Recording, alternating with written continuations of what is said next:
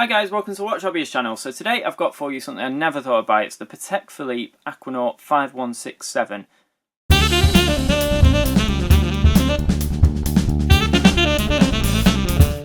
Okay, so I'm going to get into why I bought it, how I bought it, the whole thought process, and why I think it's the best sports watch I've ever owned in a little bit. But first of all, we'll go through the specifications of the watch. So we have this fantastic 40mm, really lovely size sort of case, diameter wise. It only has a lug-to-lug of 46.5mm, which is again absolutely perfect, and it has an amazing height of only 8.5mm. So 8.5mm when you consider what is inside this watch, which I'll go into shortly, with the movement, with the applied markers on the dial, things like that. That is such a great height. I mean, we're talking dress watch territory, but yet in a sports watch. And yet it's still 120 meters water resistant, things like that. The other thing I've noticed about this watch, and I don't know if it's a Patek thing because I've never actually had one before, this is my first one, but I've never had a watch where the crown has lined up. So I don't know if you noticed just then, but the crown has the Patek Philippe logo and it's sort of perfectly linear to the case.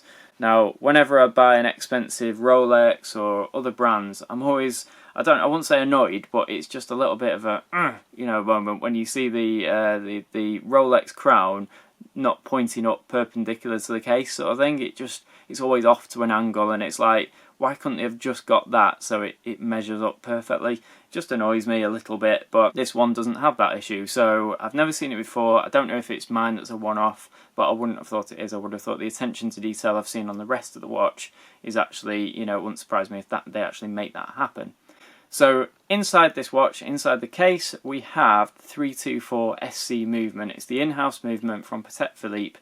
We also see this in the Nautilus 5711. There's another couple of Calatrava models, I think, that use it. And it's a great movement. There is no doubt about it. Before I bought the watch, I knew nothing about it. The only thing I did know, because I'd read about it, was when people moan about it not hacking. So basically, if you unscrew the crown and you pull it out, then basically you end up where the movement doesn't stop. So the seconds carry on, and therefore you maybe can't accurately time your watch, against some other kind of device. Well, you know what, big deal. I don't really bother about things like that. I know the watch is accurate. Certainly, just wearing it day to day, I've not noticed any major time losses or gains, which is the main thing. So as long as you're not running 10 minutes, late or whatever, that's fine. And the constraints of this watch from Patek Philippe are actually -3 seconds to +2 seconds. So, absolutely brilliant, better than chronometer rated. Still got a date in there as well, which is nice, because a lot of the high-end watches I've bought recently, which I've actually now sold, by the way, for example, the Rolex Daytona, that went because of this, and stuff like that. Because the Daytona was a fantastic watch, but I found it hard to read the time at, in certain cases, which I don't with this. And I was really missing the date feature. I don't understand why a lot of companies just avoid the date. And it shows that you can make a 3.3mm tall movement and still have the date feature. I think it's such a great thing. The movement itself is 28,800 beats per hour, so 4 hertz movement, as you would hope, at least. And I know other watches in this sort of price range that don't have that, and therefore they aren't as accurate. I've had them and I've noticed sort of losses or gains of around about 10 or 15 seconds per day. And when you spend this sort of money, you expect a certain level of accuracy, and this watch will offer that, whereas others that I've tried haven't. So the movement has a 45-hour power reserve, which to me is more than respectable in a 3.3mm tall movement. If it was any larger, that power reserve, it starts adding to the height of the movement or the size of the movement, and then you start getting a bigger watch, and that's not what we want. That was not the idea, clearly, for this watch. It was designed to be smaller and thinner, and that is exactly how I'd like to keep it. I would never change that. I'm really, really pleased with that. So 45-hour power reserve, alright, it's not up there with the Omegas that do 60 or 70 odd hours from Rolex in some cases, or the 48-hour standard of most Rolex standard divers, which I'm sure in the future will increase, but at the same time, like I say, that helps with the size of everything. And if you wear this watch day to day, which, let's face it, it's kind of a day-to-day type of watch, then you're not going to be bothered about the power reserve anyway. So inside the watch we also have the Gyromax balance, which has weights around it which adds the accuracy to the movement, and then we also have this Spiromax balance spring, which is anti-magnetic. So as you would expect, you want something anti-magnetic inside a watch like this. It's great for day-to-day sort of wear. You don't have to worry about the watch becoming magnetized, things like that. So, you know, absolutely what we would want. The gold rotor on the back is beautiful. It's really, really nice. And the other thing as well is it flows so nicely when you turn the watch. You know, it's quite often that you'll sort of move your wrist and this thing will fly around so quickly. But the thing is, you can actually hear it. So it has ceramic ball bearings or ceramic rotor bearings, and the bearings make a noise. But that to me is a great thing because it gives the watch sort of a bit of personality in some ways, and it also allows you to remember that you're wearing the watch, because this watch in total weighs 80 grams. 80 grams. It weighs basically nothing, and you forget that you're wearing it because it's so small, so light, and you just, you know, the comfort of this watch is like second to none. So it's really nice when it sort of makes a noise. I'm not going to do it because I don't think you'd actually hear it, but it's just a really sort of smooth noise. It's not like a Valjoux 7750 rotor where they're a bit rough and ready. You know, this is just a nice smooth noise that it makes. It's really, really fantastic. And the decoration of the movement, well, I certainly can't knock that at all. I've never had a three-hander watch that's had a movement like this. In fact, I don't think I've ever had any watch that's had a movement that's decorated in this manner. I think it looks absolutely gorgeous. There's detailing going on. You've got the Côtes de Genève sort of stripes, the Geneva stripes. You've got all sorts of things going on, all different types of finishes going on. You've even got the sort of spotting, which is around the actual rotor bearing itself. You know, things like that. They're just not in other watches that I've ever had, these sorts of finishes. And you can tell the level of detail that is there is like not many other watches out there. I mean, obviously you would expect that sort of thing at this sort of price. But, you know, sometimes you don't always get what you expect. Whereas this watch, in my opinion, you really, really do. I just find it to be absolutely so well finished. And that goes for the case as well. You know, the case has polishing, mirror polishing. Well, it is literally a mirror. It's like they made the watch out of a mirror. I've never seen such a high quality level of polish on a watch. I really haven't. You know, I've had so many different watches now, and it's the first thing that really stood out to me because it just catches the light so nice. The brushing around the bezel, that catches the light beautifully, and when you move the watch it just sort of all shines. But the great thing that doesn't really reflect too much or shine too much is the crystal, and that's because it has an anti-reflective coating. And so often with watches it's driven me mad where you're trying to look at the time. For example, the Daytona, a great watch, don't get me wrong, I really loved that watch. But at the same time, you're trying to look at the time, the sun's reflecting, or even just on a bright day like today where it's cloudy, the light is just reflecting off the crystal first of all, so you've got to look through that and angle your watch, and then you try and read the time and then it's hard to read. Well, this watch is one of the easiest watches I've ever read the time on. It's more like a pilot's watch in its time reading design, its legibility, and I've never seen that on something like this. And what adds to that is the Arabic numerals that you see. So I'll go into a bit why I didn't get the 5711, but for me, the actual look of this watch is much more appealing personally to me than any of the other watches of this range from Patek, and most of the watches out there full stop. And you have loads of luminescence going on, which was a real great surprise because the lume in this watch is easily as good as any Seiko I've had. Now I know it sounds crazy to compare a Patek to a Seiko, but it's not, because Seikos are fantastic watches. I love them to bits, and one of their main USPs is the luminescence. It's always strong and powerful, and you can read it in so many different types of light. You know, always really easy to see the watch, and it's also quite a great gimmick. You know, if you're into sort of lume like I am, and the watch really glows at night, it's just a cool thing when you walk into your house from a light sort of day. You know, and you walk into your dark house, you know, suddenly the thing's glowing at you. I've always found that pretty cool. It's from, you know, probably from being a kid and liking sort of torches and things like that. So this watch has lume in bucket loads. It has it all around the dial, so the square sections that you see, or not quite square, but those sections where they're the actual markers at the side of each number, that's all luminescent. And then you have lume to the hands. You have lume as well to the Arabic numerals. Now, the Arabic numerals don't have as much content of lume as the markers around the edge of the dial, so therefore those do fade off a little bit quicker. But even so, Patek have obviously thought about that because they've put the markers on the outside as well, and therefore, you know, those do keep illuminated. Now, I went to see a film the other night. It was a terrible film, by the way, but went to see that and actually couldn't wait to get out of the cinema, so I kept looking at my watch, and it was more than easily visible. You know, in the dark environment of the cinema, even during like a dark scene of the film, you know, very easy to read, very easy to see, and if you wake up at sort of 3 in the morning, it's still there glowing. It's a fantastic design of luminescence. But the dial itself is one of my favourite things. Now, it's not everybody's favourite thing, and for me, it actually wasn't my favourite thing in pictures. I've always seen this watch in pictures and in videos like this, and it's never really appealed. This is one of those watches that unfortunately media can't really get across quite the quality of the watch. You have to hold it in the hand. But the dial itself, the 3D pattern to it, which is sort of, you know, reminds you of sort of a bit of a globe sort of scenario, it just really, really pops. And it has like a sort of fume look to it. So at certain times it will look pure black, and at other times it will look light brown. And I love dials that do that because they just give some real interest to the visual appeal of the watch. And you can see sort of there the sort of 3D aspect to the dial. You've got the applied luminescent markers, the Arabics, and the Arabics are on, and the hands themselves are all white gold.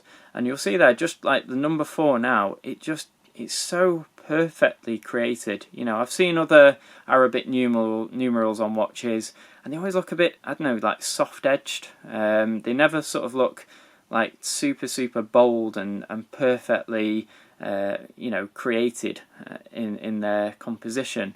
Whereas this watch, for me, just look at how that 8 looks. You know, everything is so geometrically perfect. It's as if they've spent hours just creating that little number 8. I'm sure they haven't, but it's just the way that things look on this dial that really appeal. It reminds me, in terms of it, the way it reflects light, of the sort of old Hoyas of like the 1970s, where they had that sort of fume coloured dial with the Champion logo on them and things like that. You know, the old chronographs from Hoya, that sort of thing, but not quite on that sort of same scale, but it sort of gives that type of effect. And I just really adore how this, you know, dial catches light and looks overall. I think it looks superb. The anti-reflective coating, you know, allows you to see all that as well, which, you know, can only help. And you do have anti-reflective coating on the back of the watch as well, on the crystal on the back, so you can see the movement really nicely, even in bright light. You do obviously still get reflections. It is a sapphire crystal, and the coatings only seem to be applied underneath the crystals. But that's great because then, you know, like I've got a Breitling which has a sort of AR coating to the top of it, and I'm always worried about scratching that coating because it can be scratched, and then you start noticing scratches, and of course there's nothing you can do about that. Either you get a new crystal or you rub it off completely. If you've got OCD, it drives you mad. And you also get loads of fingerprints and things like that. So, you know, this watch avoids that, but it still allows really good visibility of the dial. Now, the case itself, so one thing that worried me about this watch was actually the bezel, because it's so perfectly formed and I would hate to damage it, so I was a little bit concerned. I've had an Audemars Piguet in the past, and that's sort of similar, like the Royal Oak. I was always worried about damaging the bezel, but this watch is so thin that I would have thought it's a lot less likely you're going to sort of knock it against a door or that type of thing. You know, it's only a very sort of slim type of watch, and it's not like a deep sea that's sort of jutting out off your wrist and likely to hit everything. And so far, I've really not worried about wearing it at all. I've not been concerned about it at all. And I'm sure if I did, that Patek could finish it and you know, refinish it type of thing. But I've really not had any concerns like I thought I would with it. Also, there's a sapphire crystal here which does ever so slightly protrude above the bezel, and that does help to protect it. It's a really nice, you know, sort of worry-free type of watch in this case. You know, quite often these watches now have ceramic bezels, and that's a great thing. It was a great thing on the Daytona and everything, but they also sometimes I think that the ceramic bezels sort of take away a bit of the character of a watch, and it's nice to have sort of a steel bezel or a gold bezel, or you know, whatever the watch is composed of. I think it's really nice to carry those materials through all the way to the front of the watch. Now, I've noticed that the rubber strap hasn't been as much of a pain as I thought it would be. I really didn't expect to ever spend this much money on a watch that has a rubber strap. I mean, it's a rubber strap, you know, the it must cost very little money to create, and you know, at the end of the day it's rubber. You can get it in brown because there's another model in the range that comes with a brown version, and there was actually a green one for a short period as well, I believe, but I don't know how that would look particularly against this. But you know, I'm happy with the black strap that I've got here. I think it looks great. A lot of people wear this watch on a NATO, but I think the strap that you get with the watch is absolutely fine. The watch can also be bought on a bracelet, but I didn't particularly like the design of the bracelet. I've heard people say it's a little bit flimsy or feels flimsy, but I've always thought that about the Nautilus as well. It's not that they're flimsy, it's just they're really sort of good quality in a different way. It's just the way that they're so intricately made. And I'm sure it's a great bracelet on this watch, but it's just never really appealed. I think it takes away from the sort of dial of the watch, and you know, that to me is the main thing, is looking at the case and the dial and everything.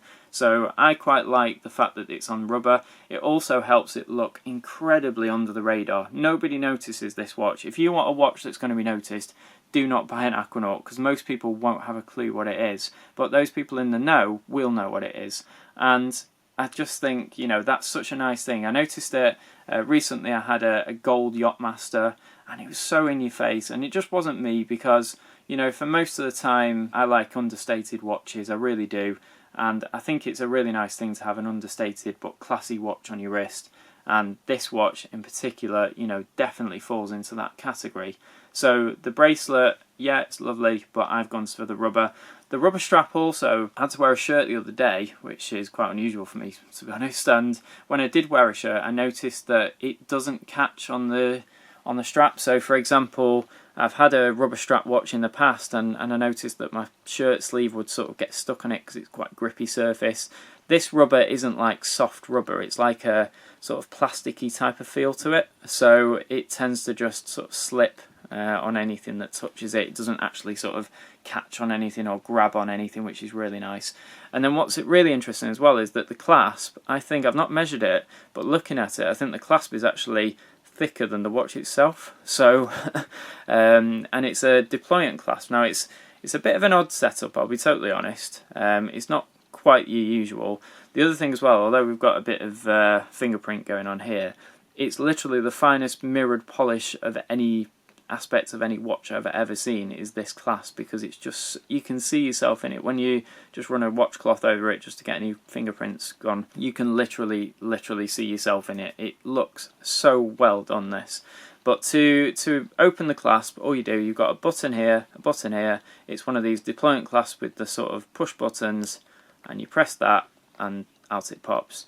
You've got the Patek Philippe branding here on the clasp itself, and you have half the logo on each end, and they both just click into place.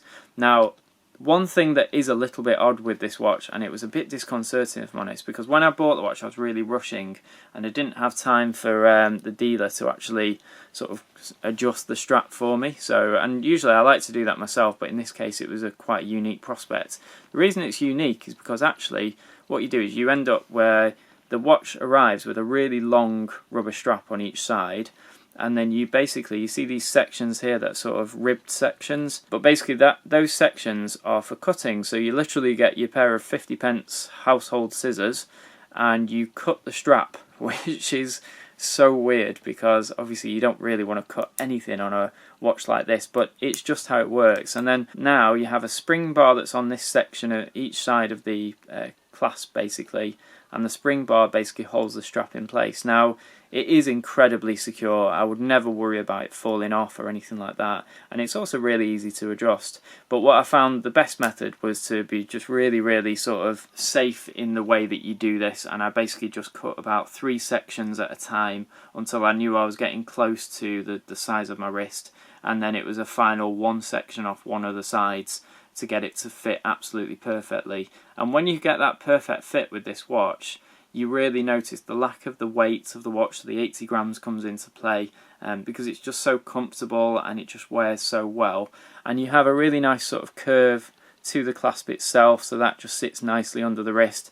These buttons here, I was worried about those digging into my wrist, but they don't at all because they're nice and long and flat. I've had others where they're cut short, quite stubby, and they tend to sort of dig into your wrist, and you look at your wrist at the end of the day and you've got a big mark here of the shape of the clasp, and and that's not comfortable for starters. It's not very good at all. You've got big red marks on your wrist. I've never had that at all with this watch, and I've had some varying temperatures going on with it, where my wrist expanded and stuff. So I know that I've got the right fitment. As long as you get that right fitment, it would be very hard to find a more comfortable watch. It really, really does wear fantastically. And of course, the rubber is quite flexible, so it's going to sort of mould to the wrist shape, throughout the day. It's really, really, although it's an odd way of doing it, I kind of get it, and I do like it. It would be nice to have some kind of extension, but that clasp itself is so beautiful and so lovely the way it's made that I'll definitely, happily forgive it. Alright, so that's the watch. We've looked at the watch. First of all, my buying process. Okay, so I'm going to try and be as quick as possible here because I know this has already gone on a long time. But the Aquanaut is a watch I have always overlooked. Okay, first of all, I've always seen people say, "Oh, it's the poor man's Nautilus." Well, it's kind of not. It's still an expensive watch, and I think that's a really snobby comment to make. And I have seen it a few times, and I just think it's not right to say things like that. This watch it's got the same movement, it has just as much finishing, and although I was looking into a 5711, I think I was getting caught up in the hype, and I'm really glad that I found this watch instead, because the 5711, don't get me wrong, it's a beautiful watch. With that blue dial, it's incredible. It's a stunning piece of design. It's a Gerald Genta design. This watch, I don't think, was Gerald Genta, so it's kind of replicating that look, from Patek Philippe. But at the end of the day, it's still Patek Philippe. They've still done an incredible job with the watch. And there's certain aspects of the 5711 that the more I've looked at it, and I have tried a couple on now, the less I've liked the watch. It has the hooded lugs, which I don't really like. The dial design I found less easy to read. Now, that's just me. I'm not saying that it's a bad watch. It's an incredible watch. Don't, have a go at me for putting my own opinion across. You know what they say, opinions are like. But at the same time, this watch for me has been absolutely exactly what I would want in a Patek Philippe sports watch. And just because it's sort of the baby of the range, I think it kind of gets overlooked. And I suppose in some respects, it's kind of like the Ferrari California T. So I've heard quite a few derogatory comments about the California sort of range of cars, but I know if I had the opportunity, I would absolutely love to have a Ferrari California. It's an incredible car, I'm sure, but it's the runt of the litter, so sometimes things like that get overlooked. And I'm not comparing them completely, because I feel that the 5711 as well is a lot more dressy than this watch. Even if you had this particular watch on the bracelet, which I don't really like. I think they're two different watches. And if you want the dressy watch, then the 5711 might be a bit better. But saying that, I wore this to quite a formal event the other night, and it certainly didn't look out of place. Even with a rubber strap, the amount of finishing and everything just seems to bring out that level of detail that really makes it look a very dressy sort of watch anyway, even though it's a sports watch on a rubber strap. The obvious rivals to the watch I did consider. So, for example, the Nautilus 5711 is a rival in its own camp. Okay, and like I say, that didn't happen. And then the other ones I would say are the Rolex Yachtmaster with the Oyster Flex bracelet, but tried it on, didn't wear right on my wrist. Didn't really like the watch, if I'm honest. I suppose I did a little bit, but it just didn't really massively appeal to me, whereas this one just did. And it's all personal taste, isn't it? And also the other thing with that Rolex is because it's gold, it's a lot more flashy. It's a different proposition. If you want something that's going to stand out, you get something gold. If you want something that's going to fly under the radar, then you get something white, gold, or steel. And this is steel, and for me, it just flies under the radar enough. Another watch that I considered would be the Audemars Piguet Royal Oak, some version of that. I was looking at maybe a jumbo for a short while, and then I remembered the APs I've had in the past and how unfortunately I haven't been that impressed with them, apart from the bracelet, which is the most incredible bracelet full stop in the watch industry. I think it's amazing, but the timekeeping I wasn't ever impressed with. The lume I wasn't impressed with, but the watch itself amazing, yeah, but I also found there was a lot of reflections going on. So this watch just seems to surpass the other ones I've tried for those sorts of reasons. So therefore, what do you go for next? So I don't know now, because I feel like, because I've had a Patek Philippe of this ilk now, I don't know if I ever want to go back. But saying that, I mean, don't get me wrong, I love all the watches I've had before, and I'm sure I will have more watches like that. And the watches I've still got, you know, I've got my Omega Seamaster Spectre, I've got a Rolex Submariner, you know, and they're incredible watches and I love them to bits, and I'm certainly not going to become enough of a watch snob to say, oh no, I'm not having that because it's not a Patek Philippe. No, absolutely not. It's not. That's not me to do that. But what this watch has done is it has made me see the next level of horology, and this is not a complicated Patek as well, I should add. You know, I understand that if you're going to buy a Patek Philippe, then people see a true, proper Patek Philippe as a really complicated watch. But at the same time, if you've got one of those really complicated watches, you probably wouldn't wear it every day, and you probably wouldn't wear it to every occasion. And this would therefore be, something like this would be your daily watch. And for that, it's absolutely perfect. But also, if you're like me, and you've had every other watch, and you really wanted to try out a Patek Philippe, because you don't know until you try sometimes, well, this has been perfect, and I couldn't have hoped for a better watch. I'm sure if I had the Nautilus, I would be thinking the same thing, but at the same time, that's £4,000 more currently. And for me, I prefer the design of this dial, I prefer the legibility of everything, and I just like the watch, same movement, you know, and I'm just really, really pleased with it. So I don't want to keep sort of giving you reasons why this and why that. You know, this was my choice. If you like it, great. If you don't like it, it doesn't bother me.